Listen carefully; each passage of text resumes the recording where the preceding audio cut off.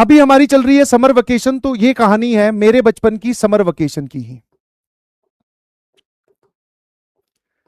हुआ क्या था कि मैं, जैसी हमारी गर्मियों की छुट्टियां हुई, क्लास 8 या 9 की या 10th की बात होगी, 10th की बात है शायद। तो गर्मियों की छुट्टियां हुई, तो गर्मियों की छुट्टियों में मैं, मेरा भाई, हम लोग अपनी बुआ के पास चले गए। ठीक है, ऐसे ही होता कि कभी बुआ के पास, कभी नानी के पास, कभी दादी के पास, ऐसे ही चलता रहता है सर। तो हम लोग अपने बुआ के घर पे चले गए, है ना। अब बुआ के घर पे जब हम गए, तो बुआ का जो घर का मतलब जो मोहल्ले का जो स्ट्रक्चर है वो थोड़ा समझना पड़ेगा। यहां से एंट्री होती है, फिर इस तरफ घर है खूब सारे, फिर यहां चल के बुआ जी का घर है। ठीक है, और यहां पर सामने थोड़ा खाली वेकेंट ग्राउंड था, वेकेंट ग्राउंड। तो यहां से हम लोग हर बार आया करते थे। तो इस बार जब हम लोग बुआ जी के गांव में एंटर कर रहे थे, ध्यान सुनना, इस बार जब हम बुआ जी के गांव में एंटर कर रहे थे, तो ऐसे ही जब यहां से बैठकर वापस यहां जा रहे थे गाड़ी में, तो देखा कि यहां पर उस वेकेंट ग्राउंड के बीचों बीच इस एरिया में किसी ने घर बना रखा है। अब बुआ जी के घर पे ऐसे फ्रीक्वेंटली जाना तो होता नहीं, कई बार साल के बाद में, कई बार 2 साल के बाद में आप जा रहे होते हो। तो मैंने जब मन में, मैंने और भाई ने देखा, तो हमारे मन में यही आया कि यार हमारा ये ग्राउंड किसने खराब कर दिया। अच्छा भला हम लोग इधर ही खेलते थे क्रिकेट, है ना, क्रिकेट हो गया या फिर वो हो गया पिट्ठू हो गया और वो सब गेम।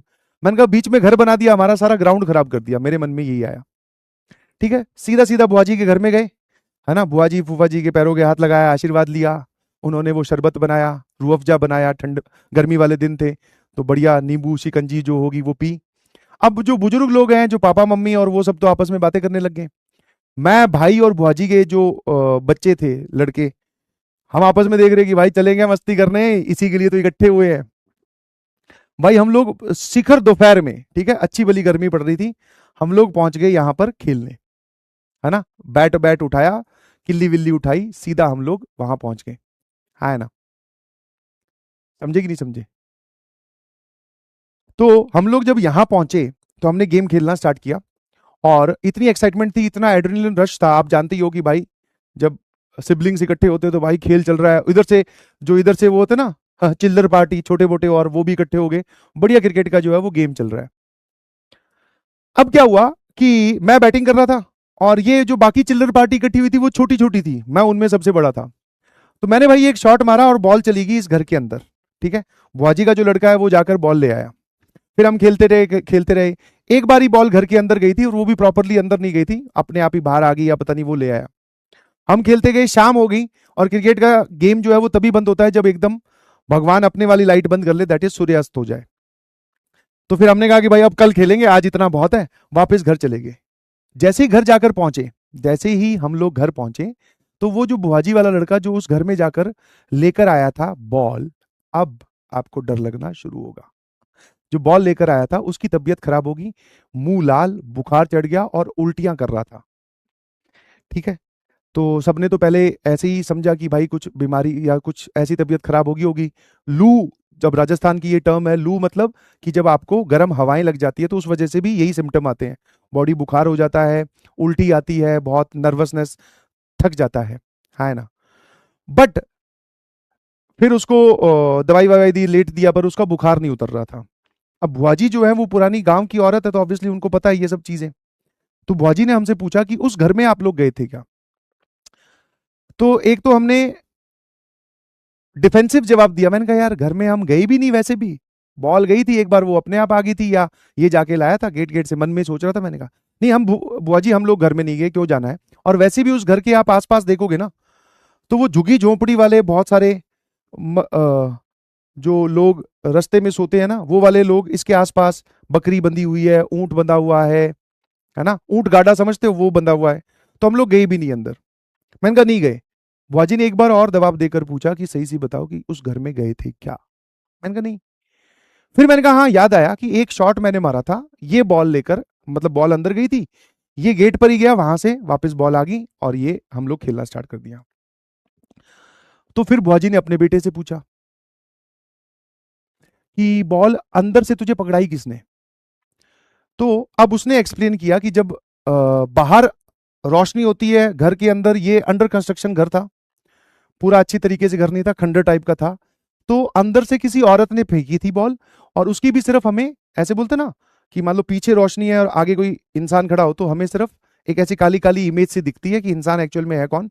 बट बूढ़ी औरत थी, इसलिए वो टप्पे खाकर 2-3 टप्पे में वो उसने बॉल फेंकी हमारी तरफ। तो उसने बोला कि एक बूढ़ी औरत थी। उसके बाद में जो बुआजी ने बोला, उससे भाई हमारी, उसको तो बुखार था ही था, धीरे धीरे मुझे भी बुखार फील होने लगा। बोले कि उस घर के अंदर कोई औरत है ही नहीं, और वो जिसने तुझे बोल फेंक के दी है वो एक भटकती हुई आत्मा है।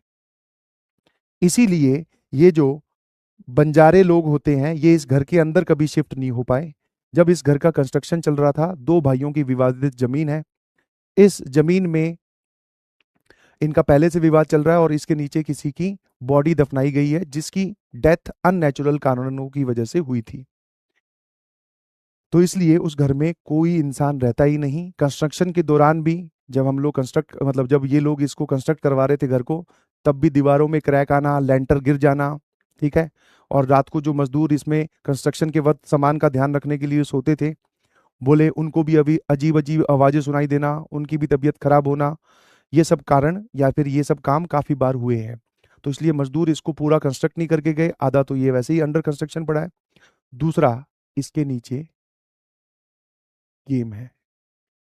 हमने कहा ऐसी कैसी बात कर रहे हो ये वो। मैं कहा ऐसे ना करो, हम तो इसके आसपास ही, यही हमारी पिच थी, है ना। और आपकी बातें सुनकर अब थोड़ी पिच गीली हो रही है ऐसे मत करो, ढील डर है। बोल जी बोला सच में। तो आगे से बोले अभी तुम्हारी छुट्टियां स्टार्ट हुई है, तुम और भी खेलने जाओगे, इस घर के आसपास दिखना भी नहीं। मैं कहा दिखना नहीं हम कहो तो दूसरे गांव जाके खिलाया करेंगे, गांव टू, इसमें बिल्कुल नहीं दिखेंगे, दिस इज फॉर श्योर।